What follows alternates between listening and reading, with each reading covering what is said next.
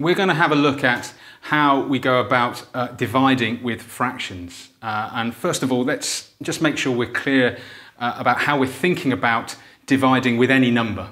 Okay, so we're going to look at a few of these problems over here just to make sure we're thinking nice and clearly about what's going on when we're dividing. So let's have a look at this first problem at the top here, 12 divided by 4. I approach my dividing problems by thinking about, particularly this problem here, how many 4s go into 12. And there are 3 4s that go into 12.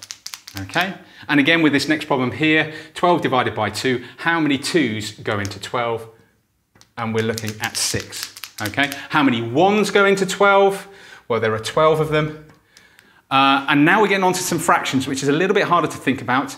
But how many halves go into 12? If you think that 2 halves make 1 whole one, then we're going to have 12 lots of 2, which is going to be 24. Okay, and a quarter, how many quarters go into 12? Well, 4 quarters make a whole one, so we're going to have 4 lots of 12, which is 48.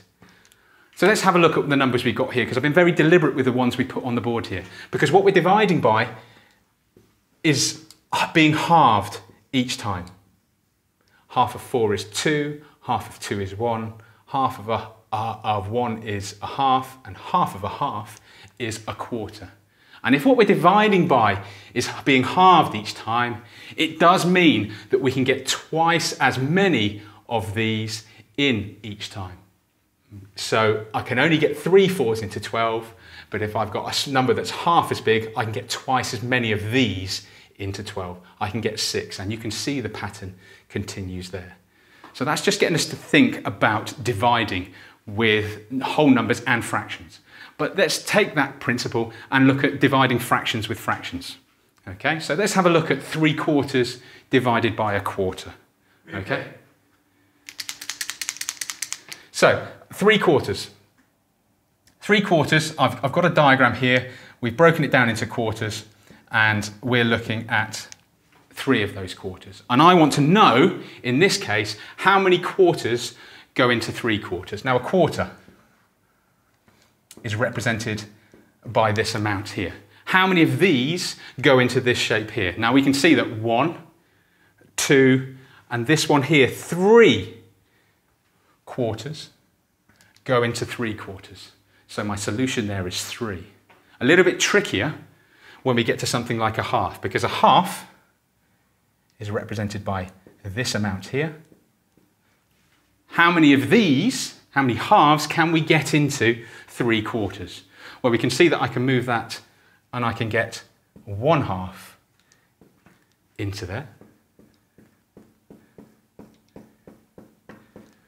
That leaves me trying to fit this into that. And I can only get half of that into that. So that's another half I can get in there. So how many halves go into 3 quarters? 1.5 of them.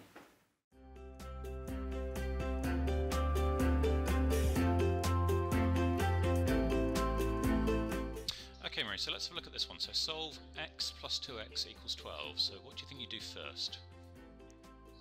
Okay, well, I want x on its own, so I would put x equals 12 minus 2x. Okay, so a lot of the time we want to get x by itself, but what we want to do first is get all of these x's together. So can you see anything we can do with this?